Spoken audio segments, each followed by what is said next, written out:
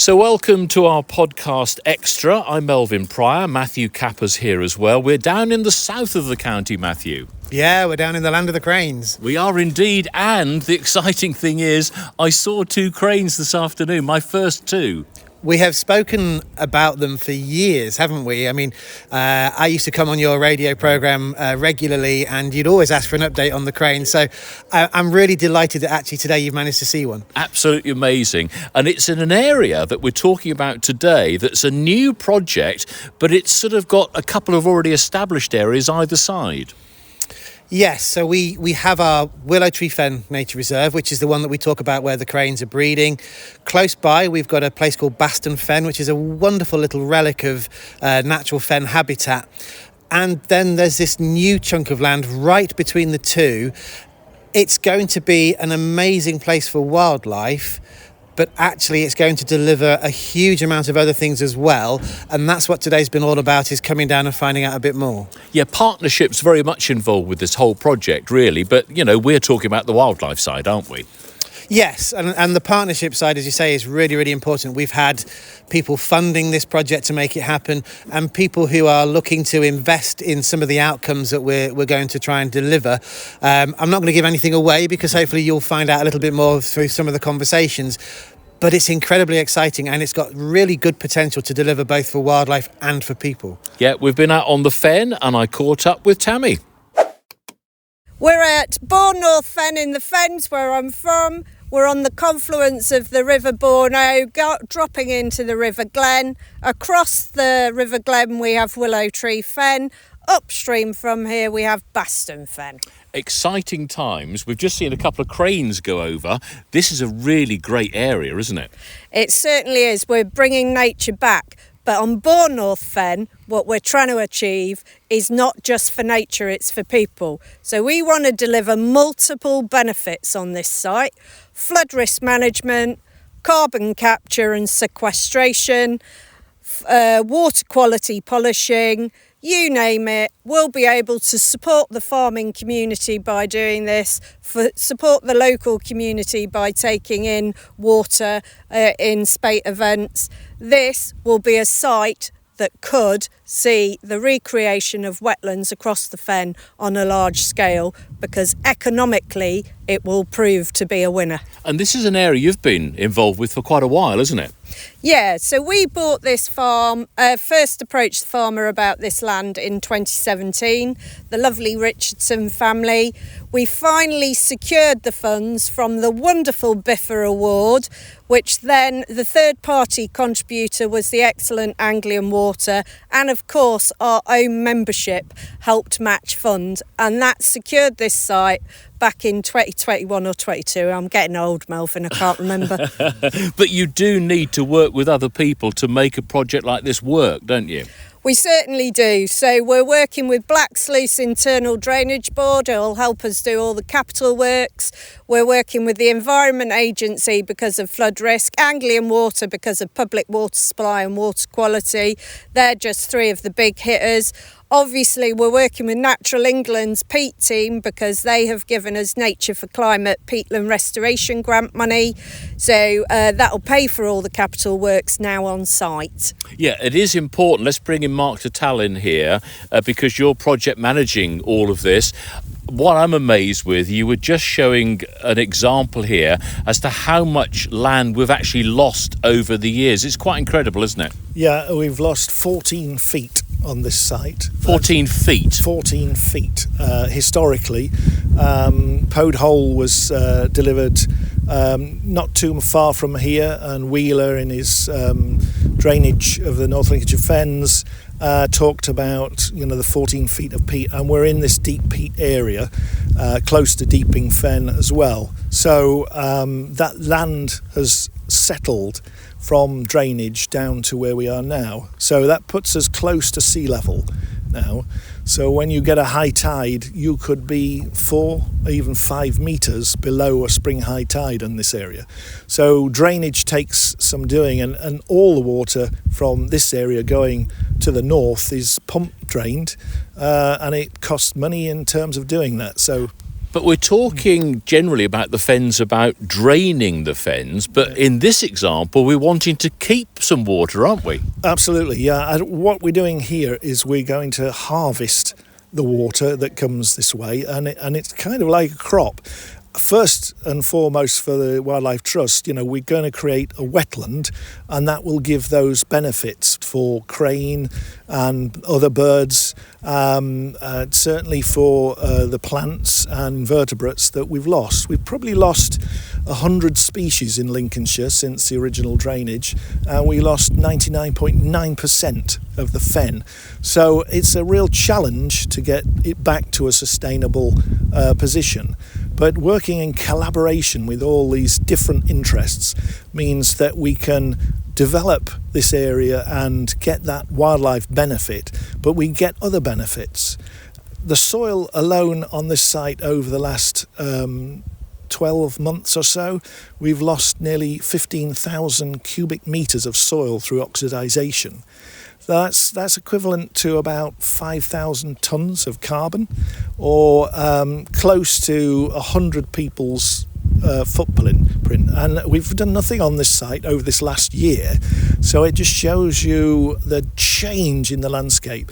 And so we're understanding that change and then utilising it or developing it to work for us rather than against us. So we see a benefit to wildlife in the future, also a benefit to the farming community as well. Yeah, absolutely. I think I mentioned earlier, this was one time Europe's largest wetland, and in Lincolnshire alone, that was 100,000 square kilometres of peat fen, and with over 1 billion cubic metres of peat and water. Now, that's a vast amount of water, and I think I mentioned earlier again that all the projects for public water supply at the moment are going to be in the region of 100 million cubic metres. So it gives you a perspective to what resource we had and lost.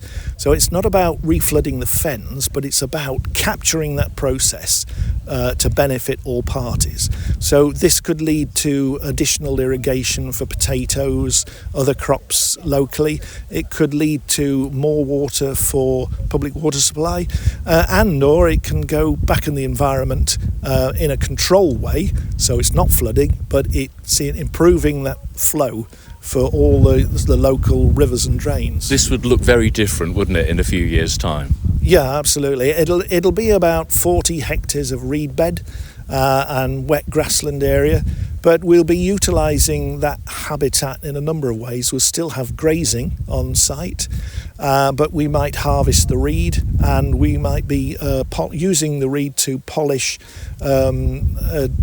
high nutrient-rich waters from, say, the Bourne, for instance, that has high levels of phosphates and nitrates, and we can capture that in the reed, and then that could be harvested and put into biomass. So effectively we're recycling those nutrients that have run off the land or run through people, and we're putting that back into the ground in the right place. Exciting times, isn't it? Yeah, absolutely. So I think nationally this is a first on this kind of scale. So we're still learning. We've got a good idea of where we're going, but there's still a lot to find out. So monitoring, recording will be a critical part of the project, and so we can provide advice and learn from what we're doing. Writer and broadcaster Julia Bradbury. Julia, you've been out onto the fen, haven't you? I have, Melvyn, and I have to say today has been just a revelation, really exciting that a project like this is happening, and that there are so many people in the community and from different sectors that are getting involved. You know, for the Thetford Farm Estate to be driving this initiative is, I just think, really wonderful. And when you're out there and I mean, one of the stats that I heard is that we've lost 14 feet of land. You know, the surface of the land would have been 14 feet higher 200 years ago. And then you start to think about other things that we've lost along with that. So the wildlife that's been lost, the peat that's been lost, that diversity, the biodiversity, fenland landscape and wetland landscape is so important. And I hope that we've reached a tipping point now where people understand fully that we need nature biodiversity, and that to lose 99.99% of a landscape is just, it's just not feasible in today's world. We need it. Wildlife and nature plays an important part in your life, and it's great to encourage people to get out and about as well, isn't it? It's hugely important, not just for me. I mean, it has been, it remains. I mean, I always say that's about walking. I always say walking has been my therapist, it's my best friend, and it's my outdoor gym. But amongst that, I include nature, vitamin N, as I call it.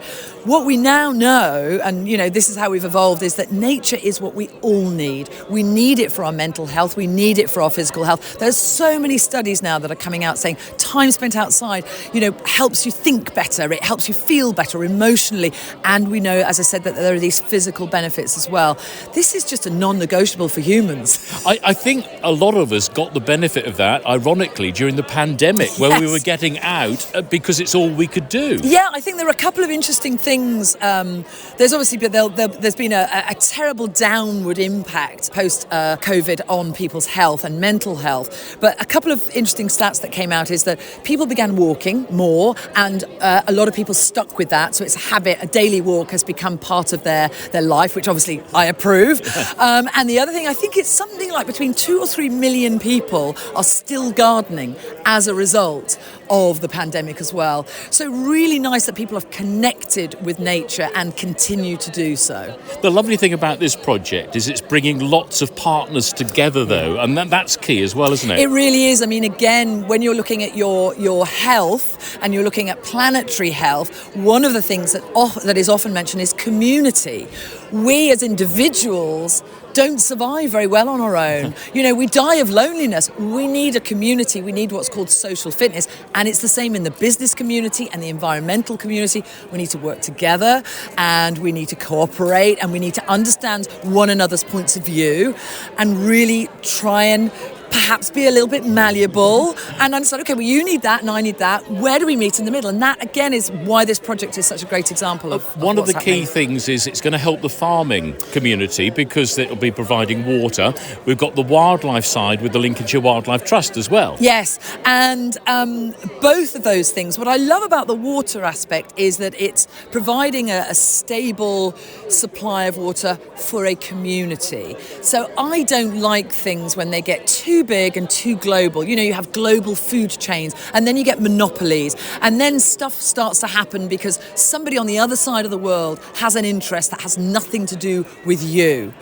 And that's where I think we see problems. To be able to supply water to a community, that has a real value because this community knows what they need, they know how that water can be used most efficiently, and you're not going to lose things in translation. We're not trying to ship this water to the other side of the world. We need it here, and there's a value to that. And from a wildlife perspective, we know, again, to have all sorts of different fauna and flora and the bird life that will come back as a result of this new landscape, that is invaluable because we need those just for everything. I feel your passion. You love it, don't you? I love it, and I love to meet people like this who are genuinely working on a project from a good place with a good intention.